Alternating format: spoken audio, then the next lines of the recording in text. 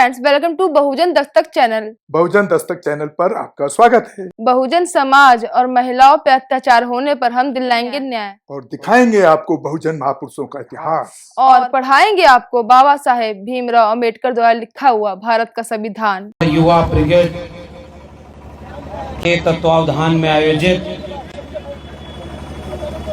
अंबेडकरवादी मंडलवादी संसद में आए हुए आप सभी लोगों को मेरा क्रांतिकारी जय भीम, जय मंडल, जय संविधान है, इनकलाब जिंदाबाद है। साथियों, एक शेर मुझे याद आ रहा है कि जब लोग कहेंगे कि ये भीड़ काफी नहीं, जो लोग कहेंगे कि ये भीड़ काफी नहीं, तो हम कहेंगे कि लड़ने वाला एक शख्स भी काफी है। और मैं जिस मंच पर जिन लोगों के साथ आपने मुझे बैठने का मौका दिया है, और असल में जिसे बहुजन कहते हैं, जिसे हम 85%, 90% कहते हैं, उसमें कोई व्यक्ति केंद्र में नहीं है। ऐसा ही एक गुलदस्ता है जिसमें तमाम अलग अलग समुदायों से आने वाले लोग एक विचार के नीचे एक हो जाते हैं। मुझे लगता है कि जिस वक्त देश की संसद अपना असली काम न कर रही हो, ऐसे वक्त में अंबेडकरवादी संसद और मंडलवादी संसद एक इतिहास रचने का काम करेगी। इसलिए आयोजकों को बधाई देता हूं कि आपने एक ऐसी संसद बनाई। और अभी नीरज भाई कह रहे थे कि इस आयोजन में शुरू में ही हमने उनको सलाह भी दी कि इसे लिखना कि ये जिंदा लोगों की संसद है। और मुझे डॉक्टर राम मनोहर लोहिया का वो कथन याद आ रहा है कि जब सड़कें खामोश हो जाएं तो संसद आवारा हो जाती है। और मैं उम्मीद करता हूं कि इस बाराबंकी और आसपास के जिलों से आए हुए आप सभी क्रांतिकारी लोग, बहुजन समाज, वंचित शोषित समाज के आप सभी लोग एक उम्मीद बनकर आए हैं हम सारे लोगों के साथ कि आपने सड़कों को खामोश नहीं रहने दिया है। और वैचारिक क्रांति का एक जो आगाज हजारों साल पहले से चला आ रहा है, कितना भी बुरा वक्त आ जाए, कितना भी केस मुकदमे का दौर आ जाए, आपकी आवाजों को दबाने के लिए सत्ता तैयार खड़ी हो। कानून मुकदमे से आगे बढ़ के बुलडोजर तक बात पहुंच जाए, फिर भी जो नहीं डरा वो असली वैचारिक व्यक्ति है, वो भारत का निर्माता है। तो मैं इस पूरे विचार को किसी एससी, एसटी, ओबीसी का विचार नहीं कहता। मैं कहता हूं कि भारत का विचार वही है जो डॉक्टर अंबेडकर, डॉक्टर राम मनोहर लोहिया, जगदेव बाबू, रामस्वरूप वर्मा, ललई का विचार है।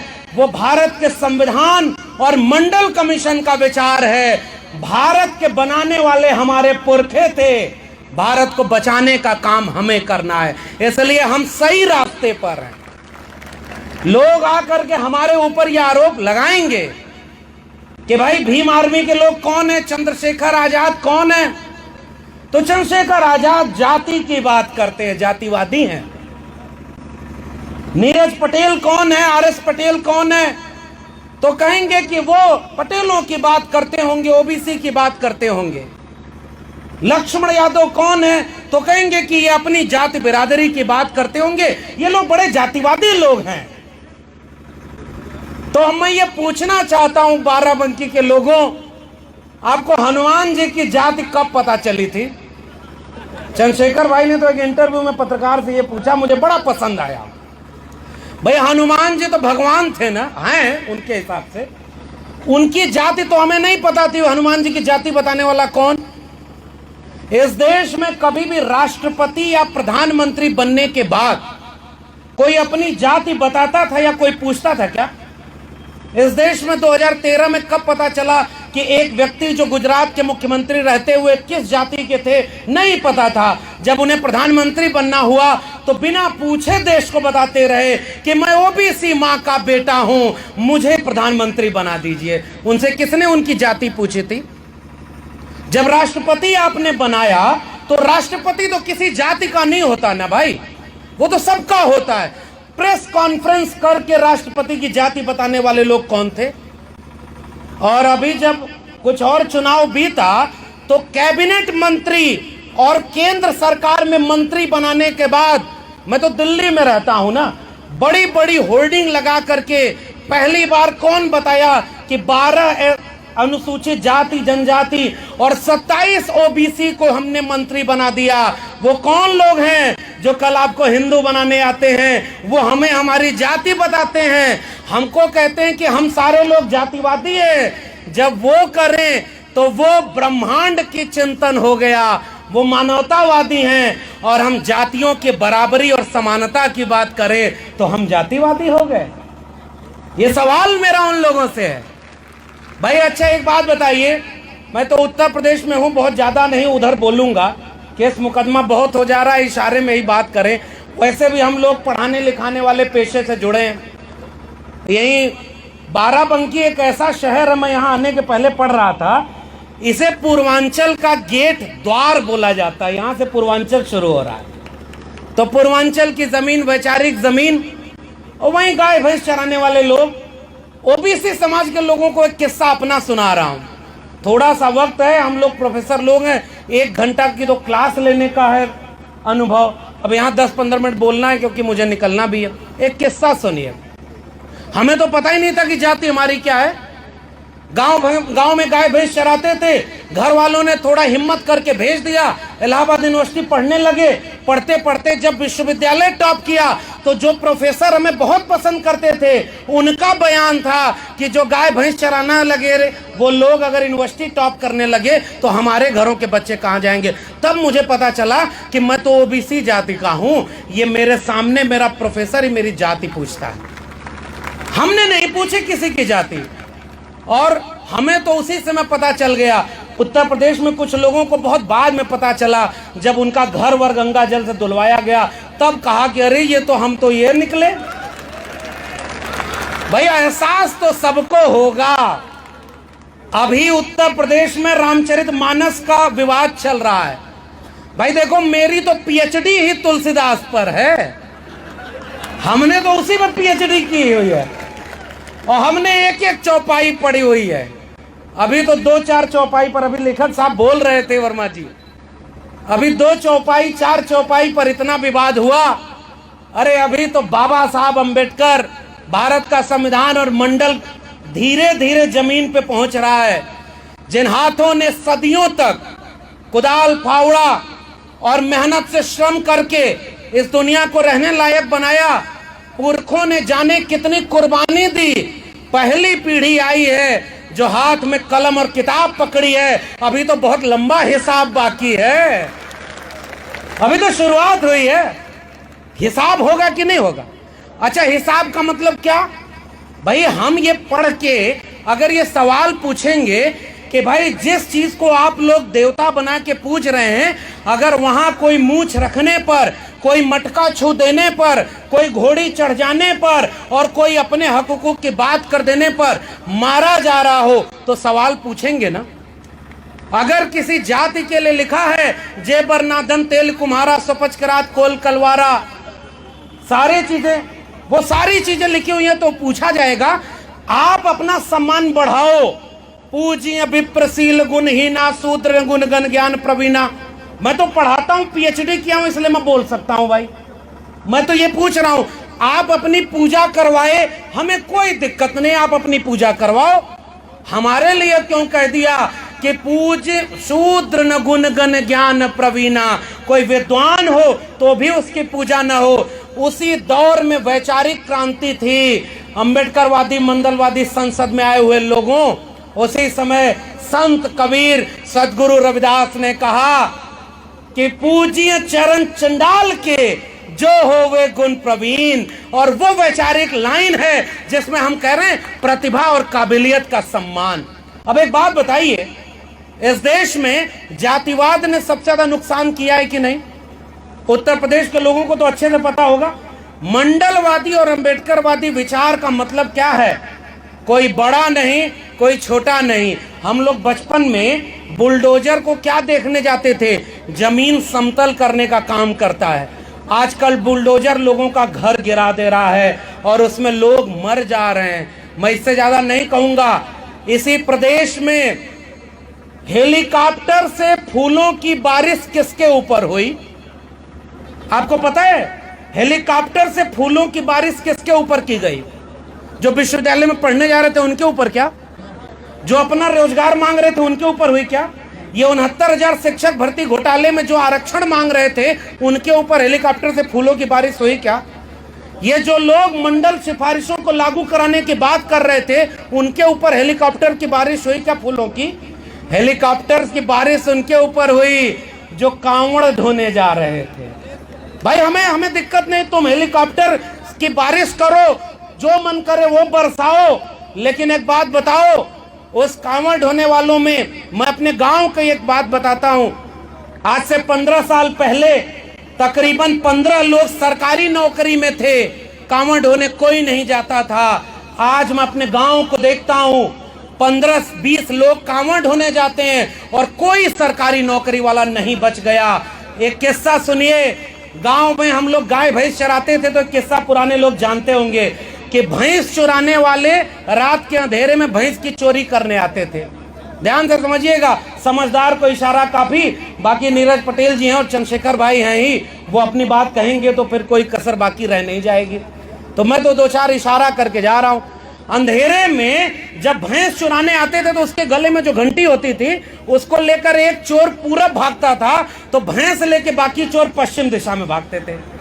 अब अगर घर वालों की नींद खुलेगी तो किधर भागेंगे?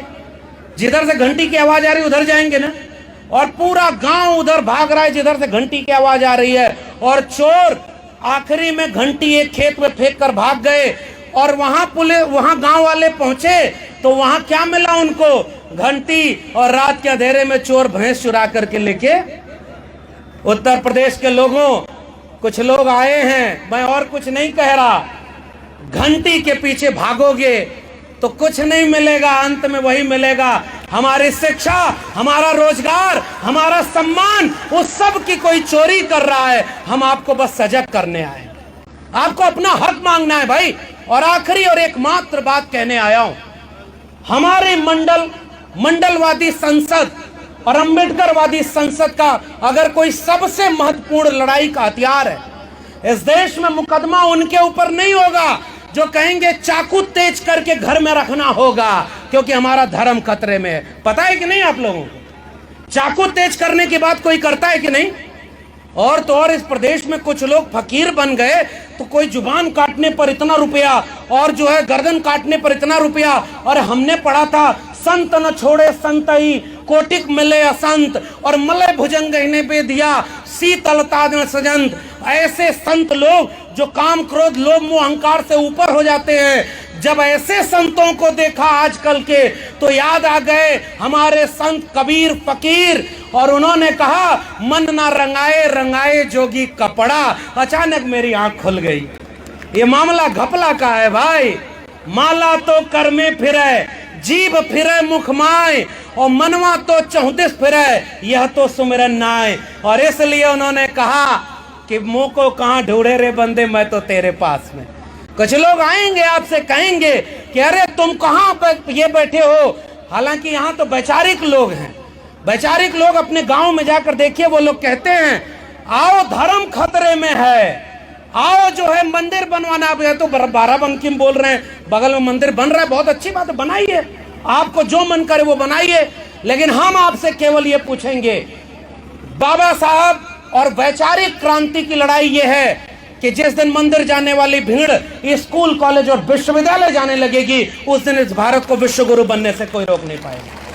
हम तो आपका विरोध भी नहीं कर रहे भाई, हम तो आपसे कह रहे उत्तर प्रदेश में आप बता दो सबसे बड़ा विश्वविद्यालय आपने कोई बनाया क्या? कोई हॉस्पिटल बनाया क्या? कोई स्कूल कॉलेज बनाया क्या? और केवल एक इशारा करके जा रहा हूं मेरे गांव के लोगों, आपको पता नहीं आपका क्या क्या लुट चुका है। नई शिक्षा नीति 2020 इस देश में लागू हो चुकी है और नई शिक्षा नीति कह रही है कि पहले होता था कि 2-3 किलोमीटर पर स्कूल खोले जाएंगे, सर्व शिक्षा अभियान चलाया गया, घर घर के बच्चे स्कूल जाएं, पढ़ें, अपना मुस्तकबिल बनाएं। नई शिक्षा नीति कह रही है जिस स्कूल में 3000 से कम विद्यार्थी होंगे उस स्कूल को दूसरे स्कूल से मर्ज कर देंगे और दोनों मिलाकर भी विद्यार्थी पूरे नहीं हुए तो इन स्कूलों को बंद कर देंगे। डिग्री कॉलेजों में 5000 से कम विद्यार्थी होंगे तो बंद कर देंगे और अगले 15 से 20 साल में 45,000 सरकारी डिग्री कॉलेज इस देश में हैं उनको कम करके क्लोजर और मर्जर की पॉलिसी से 15,000 डिग्री कॉलेज बता देंगे। बताओ इस देश के लोगों, आपको स्कूल कॉलेज विश्वविद्यालय नहीं चाहिए क्या? आपको चाहिए कि नहीं? स्कूल कॉलेज विश्वविद्यालय चाहिए कि नहीं? और आपने जिनको वोट दिया वो कह रहे हैं विश्वविद्यालय और स्कूल कॉलेज अब बंद होंगे, हर जगह ठेके पर प्रोफेसर। मैं खुद एक ठेके पर प्रोफेसर हूं। ठेके पर कुछ लोग अमर होने के लिए पैदा होंगे कि सब इतिहास मिटा दो, दुनिया याद करे। तो एक ही प्रधानमंत्री हुआ, फकीर आदमी है जी, हमारा क्या है, हम तो झोला लेके चल जाएंगे। हमारे और आपके बच्चों का क्या होगा भाई? हमारे आपके झोला लेके जाने की नौबत है क्या? और लोगों ने आपके बीच में सांप्रदायिकता की आग भर दी है।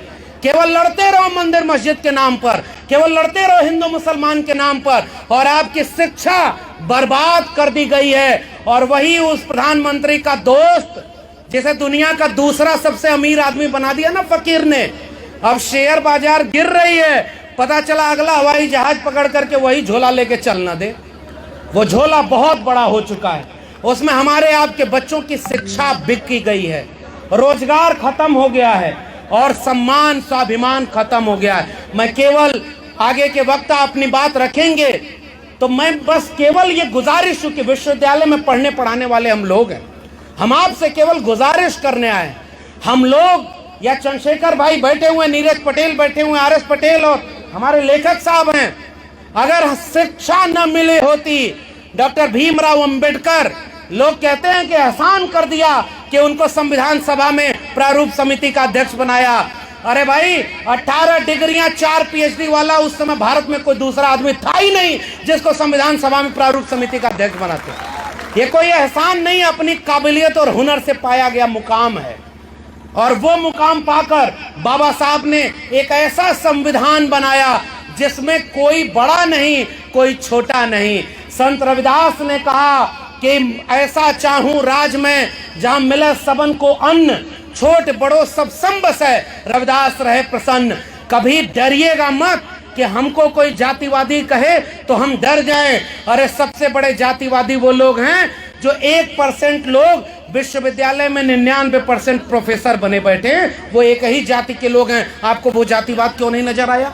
मैं दिल्ली विश्वविद्यालय में पढ़ाता हूं और 92 डिग्री कॉलेज मेरे दिल्ली विश्वविद्यालय के हैं और एक भी SC ST OBC उन विश्वविद्यालय और डिग्री कॉलेजों में वाइस चांसलर और प्रिंसिपल नहीं बना है। कौन जातिवादी है भाई? आपने सुप्रीम कोर्ट में आज तक जितने जज बनाए हैं केवल 2 SC और 1 OBC है, शेड्यूल ट्राइब का कोई जज ही नहीं है। कौन जातिवादी है? आज जगदेव बाबू को याद करते हुए मैं केवल ये गुजारिश, हमने नारे सुन लिए हैं। समाजवादी आंदोलन का नारा था, सन सोपा ने बांधी गांठ, पिछड़ा पावे 100 में 60। OBC समाज के लोगों, हमें और आपको ज्यादा जागने का वक्त है।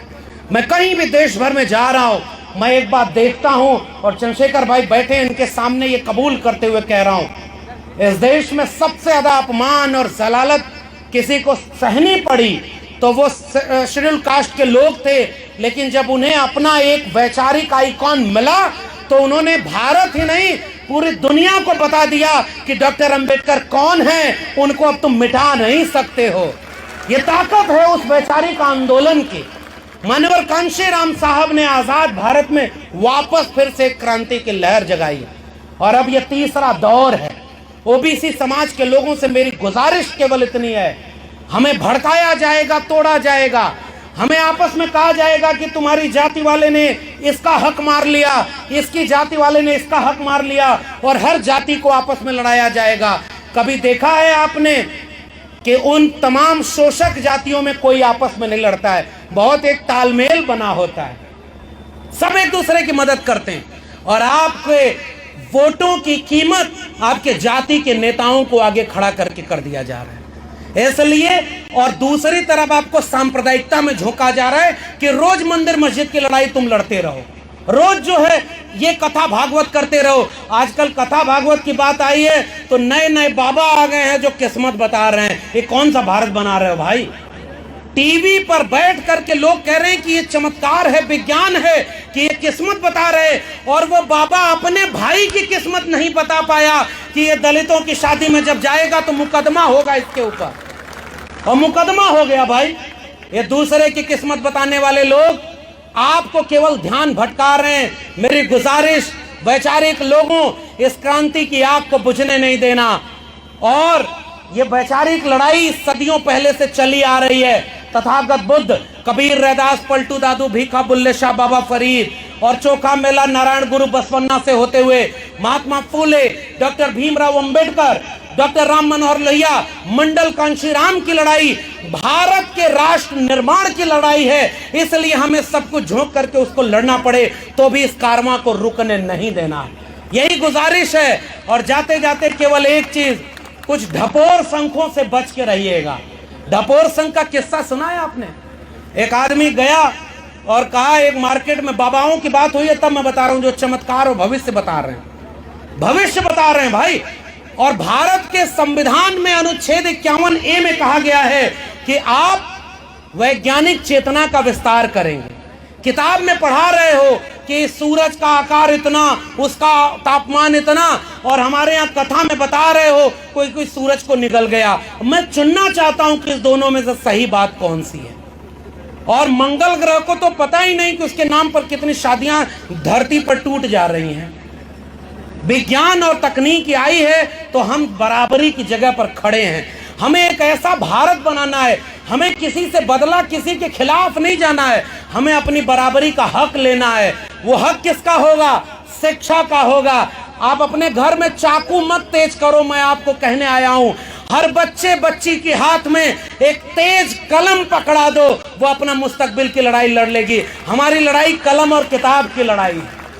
पढ़ेगा इंडिया तभी तो बढ़ेगा इंडिया, और उधर कहा पढ़ेगा इंडिया, बढ़ेगा इंडिया, और इधर इंडिया के एजुकेशन सिस्टम को अंबानी अडानी के हाथों बेच दिया। नारों पर मत जाना। ढपोर संघ का किस्सा सुनाकर अपनी बात खत्म करूंगा।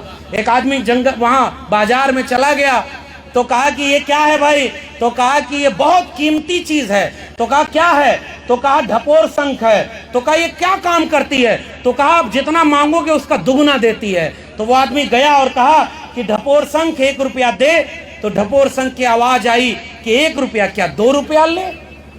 वो आदमी खुश हो गया, कहा 2 रुपया दे। तो कहा 2 रुपया क्या 4 रुपया ले। वो आदमी कहा कि अरे इस ढपोर शंख को हमें दे दो। उसने अपनी पूरे जीवन की पूंजी लगाकर ढपोर शंख खरीद लिया, घर में ले आया, सबको बुलाकर घर में आया और मोहल्ले को बुलाया कि देखो मैं कितनी नायाब चीज लेके आया हूं, जो मांगूंगा उसका दुगुना मिलेगा। सबको बुला के बिठा के और कहा कि ढपोर शंख चलो अब 1 रुपया दो। तो उधर से आवाज आई 1 रुपया क्या 2 रुपया लो। तो उधर से फिर कहा अच्छा चलो 2 रुपया दो।